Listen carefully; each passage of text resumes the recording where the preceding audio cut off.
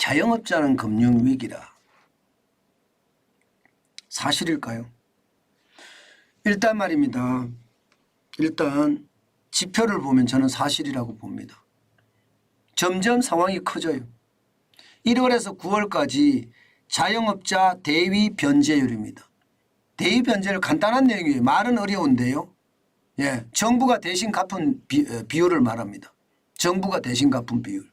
뭐 자영업자는 정부보다는 정확히 말하면 신용보정재단, 지역신용보정재단에서 대위 변제를 해 주잖아요. 이 대위 변제 했다는 사실이 그게 3.5%입니다. 글로벌 금융위기 때는 이거보다 낮았습니다. 예, 2008년, 2009년, 2010년, 2011년, 2012년까지도 보면 낮았어요. 2012년에 3%였거든요. 2012 그때가 굉장히 높은 때라고 했습니다. 그러면 지금 자영업자들이 얼마나 지금 상황이 어려운지 한눈에 보이시죠? 실제입니다. 실제 이건. 제가 거짓말하는 것도 아니고 만들어내는 것도 아니에요. 예. 뭐 제가 윤석열 정부를 자꾸 비난한다고 하는데 비난할 생각 없어요.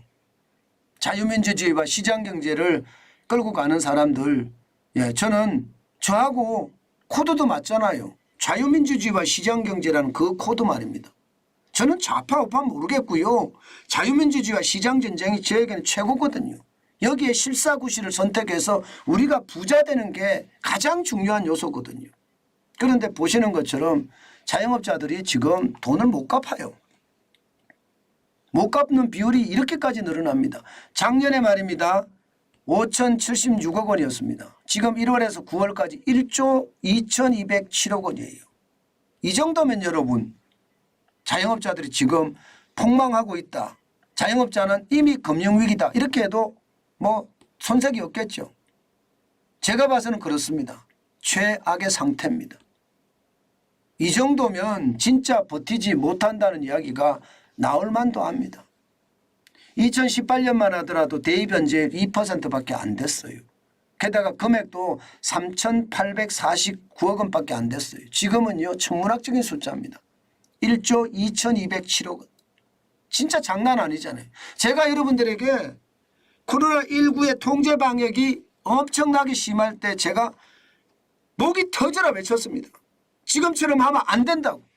지금처럼 하면 자영업자들 다 죽는다고. 왜 장사를 8시까지만 하라 10시까지만 하라 이렇게 통제하냐고. 왜 사람 모이는 것을 가게에 뭐 5명까지 모여라 4명까지 모여라 왜 이렇게 하냐고요. 이게 결국은 자영업자들을 병들게 만들었고 최악에는 이렇게까지 무너지고 있다는 이야기입니다. 안타깝게 그지없죠. 진짜 안타깝게 그지없습니다. 최악입니다. 제 말이 틀렸습니까 여러분? 제가 지표를 가지고 계속 말했던 것이 다 현실이 되잖아요. 그래서 더 안타깝다 생각이 들어요. 더 안타깝다. 예. 이게 우리 정환진 TV를 보시는 동해바다님이 있어요. 이 동해바다님이 자영업자 분인데 굉장히 제가 생각해서는 댓글로 봐서는 착하셨거든요. 근데 어느 날 댓글이 굉장히 강해지시더라고. 그럴 수밖에 없는 것 같아요. 이 상태면 그럴 수밖에 없잖아요. 이 상태면. 진짜 심각하죠. 제가 봐도 심각합니다. 그만큼 말입니다. 상황이 진짜 어렵다는 이야기입니다. 또 보세요. 이게 이대로 끝나는 것이 아닙니다. 앞으로 대입변제율은요 2024년이 되면 4.9%까지 늘어나고요. 내년이에요. 그것도 멀리도 아닙니다. 후년에 가면 5.1%까지 늘어나서 꺾인다는 거예요. 이 경제를 망친 장본인들은요 경제 말아먹은 게 윤석열 정부라고 공격하고 있어요. 참 그것을 보면 저도 기가 막힌다고 생각합니다. 지금 말입니다. 자영업자들은 금융위기를 맞았다 이렇게 이야기할 정도로 심각한데도 말입니다. 반성은 없고 공격만 있다. 안타깝죠. 문제는 여러분 사고금액이에요. 사고금액도 계속 늘어나죠. 이 사고금액이 이제 조사가 되면 대입변제를 할 거냐 말 거냐 이야기가 나오는 거 아니겠습니까? 2022년에 9,035억 원이었습니다. 지금 1월에서 9월까지 1조 6,601억 원이에요. 더 늘어날 겁니다. 얼마까지 더 늘어나느냐. 지금 현재 이야기를 들어보면 말입니다. 2조가 넘을 거라는 거예요. 2조가. 2조가 넘을 거면 얼마나 심각해지겠습니까 여러분. 생각을 해보세요 여러분. 자영업자들이 얼마나 지금 줄줄이 뿌리채 흔들리고 있는지 여러분들도 보이실 겁니다. 이게 현실인 거예요 이게. 그런데 마치 말입니다. 프로파간다를 지금 밥 먹듯이 하면서 지금 윤석열 정부에다 다 덮어 씌우잖아요. 사람들은요 윤석열 정부가 경제를 제대로 못해서 나빠지는 줄 알거든요. 그게 참 안타까운 현실이라고 생각합니다. 현실은 객관적으로 봐야 되잖아요. 그래야 되는데 객관적으로 보지 못하고 있는 그대로만 믿는 거예요. 그럴 수밖에 없겠죠. 보이는 게 답이니까. 보이는 게 답이에요. 일반적으로 그러잖아요. 보이는 게 답이라고. 저는 이게 지금 이대로 가서는 되지 않고요.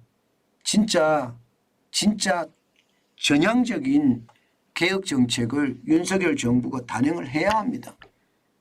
자꾸 제가 이야기하는데 이게 시간이 늦어지면 늦어질수록 최악이 돼요. 만약에 말입니다.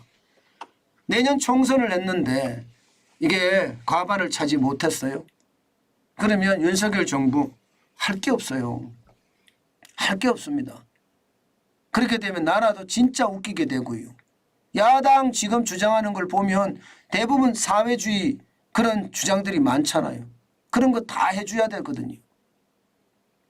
외양간을 고치고 소를 들여야 되는데 외양간을 고치지 않고 소를 들여도 문제인데 다시 말해 있던 소마저도 뛰쳐나갈 판이니 환장하겠다 이런 생각을 합니다. 자영업자들 앞으로 더 열어줄 거예요. 왜? 지역신보가 보정한 금액을 보세요. 2022년까지 46조 2천억 원 적지 않은 금액이죠. 적지 않은 금액입니다. 8월까지 올해도 45조 3천억 원 누적입니다. 누적. 옛날에 2017년만 하더라도 19조 2천억 원이었습니다. 얼마나 말입니다. 얼마나 지금 자영업자들의 상황이 어려워졌는지 이 지표 하나만 봐도 압니다. 2019년에 23조까지 늘어났잖아요. 이게 2017년에 19조 2천억 원이 늘어나는 속도가 엄청나게 빠르다가 2020년 더 빨리 늘어났어요. 최악의 상황이 된 거예요. 최악의 상황이. 자영업자는 금융위기란 말이 틀린 말이 아닙니다. 그만큼 말입니다. 어렵다는 이야기 저는 보이거든요. 이거 윤석열 정부가 지금처럼 민기적 하잖아요. 그러면 여론이고 어떻게 생각하면 국민이고 국가고 다 잃어버립니다. 저는 그렇게 생각해요. 지금 자영업자들이 가장 어려운 게 뭘까요? 바로 그 부분을 제대로 살려줘야 되잖아요. 그 부분을 제대로 살리지 못하면요. 그만큼 말입니다. 바닥 경제는 꼬꾸라지고 국민의 힘에 대한 지지율도 꼬꾸라질 겁니다. 최악이 지금 바닥 경제거든요. 저는 그런 것을 보고 있으면 참 답답하다. 개혁이라는 게 개혁, 다시 개자의 가죽혁자입니다. 살갗을 벗겨내는 것 같이 어려운 게 개혁인데 그 개혁을 지금 분위기가 맞춰지면 개혁을 한다고 이야기하니 답답할 따름입니다. 저는 대통령에 취임하자마자 제가 늘 말했듯이 각 부처가 지금 어떻게 됐는지 문재인 정부 전, 문재인 정부 이후 비교를 하고요. 그 내용을 국민에게 소상히 발표한 다음에 윤석열 정부는 이렇게 하겠습니다 하고 이야기를 했었어야 된다고 저는 그렇게 생각합니다. 그걸 안 해서 도대체 누가 망쳤느냐. 결국은 윤석열 정부가 망쳤다 이렇게 나오는 거예요. 앞으로 윤석열 정부의 개혁 기대해 보겠습니다. 앞으로 어떻게 할지. 그리고 저는 야당도 민주당 더불어민주당도 자유민주주의와 시장경제 원칙 하에 합의, 합치, 대화, 타협 이런 게 나타났으면 좋겠습니다. 내로남불하지 말고 국가와 국민을 위해서 서로가 한 발씩 양보하는 미덕 지금 굉장히 중요하지 않을까요?